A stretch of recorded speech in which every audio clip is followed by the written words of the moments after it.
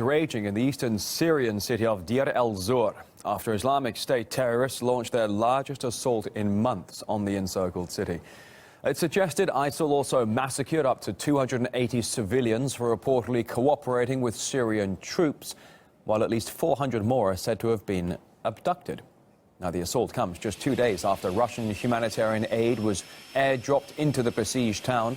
Sugar, flour and canned goods weighing some 22 tons have already been delivered.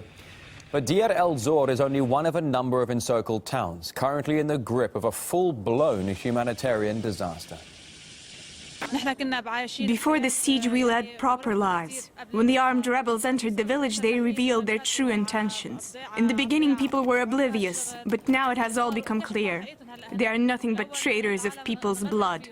They only care about getting enough food for themselves and their families, and then selling the rest to people for ridiculously high prices. Well, RT recently covered the plight of 40,000 starving civilians in the western town of Madaya. But the report filed by our correspondent there led to claims by some media outlets of fabrication. RT's Murad Gazdiev checked the facts for himself. When the world saw these images, it was outraged. People demanded action, and a convoy of aid was sent to the town. We went with it. We're now in Madaya, and we've been greeted by hundreds of people. This is a surprise that nobody said that this would be happening. Apparently, they've been let go by rebels. Rebels are allowing women, children, some men, elderly, mostly sick, to leave Madaya. They're going to be taken to government territory. These people had been through hell for which the world blamed Assad.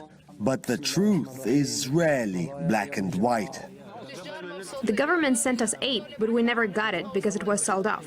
The rebels tried to sell humanitarian aid to us. A kilogram of rice cost $250. I'm just happy that we managed to get away from the bandits. They never did. No agreement was reached, and they were forced to pick up their bags and go back.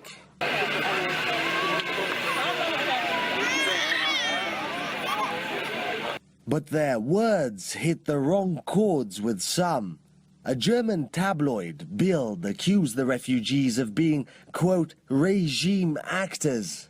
They accused the UN and Red Cross of forming a conspiracy with President Assad. Bild even claimed that a doctor in Madaya had dismissed RT's report as a farce. How could it be? We talked to these refugees ourselves. No one asked us anything when the blockade started. There were those who were happy about it and those who were against it. We saw how ragged they were, their rotting teeth, evidence of malnutrition. So we decided to give Bild's source, Dr. Mohammed, a call. Doctor, on Monday RT aired a report in English on Madaya. Did you see it? No. Please send me a text message with a link. We were shocked. Had the Bild faked the whole thing?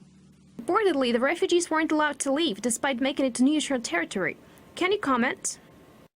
Yes, that's right. They were turned away at the checkpoint controlled by Hezbollah and the Syrian regime forces. Bild apparently lied, just to make sure. We even asked the Red Cross, which delivered aid to Madaya. We could see a lot of suffering. We could see misery of the people.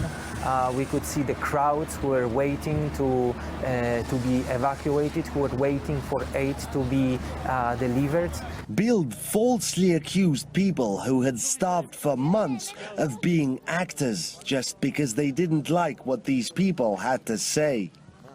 But why? Well, look at the author. This is Bild's point man on Syria. He's never actually been to Syria, but runs a Twitter feed that essentially amounts to rebel propaganda. He believes Islamists are Syria's best option. And then you have Bild itself. A daily tabloid that makes its money off celebrity scoops and softcore pornography. Lots of that. But when it comes to factual reporting, well, that's clearly not their strongest point. Murad Gazdiev, Artsy, from Damascus, Syria.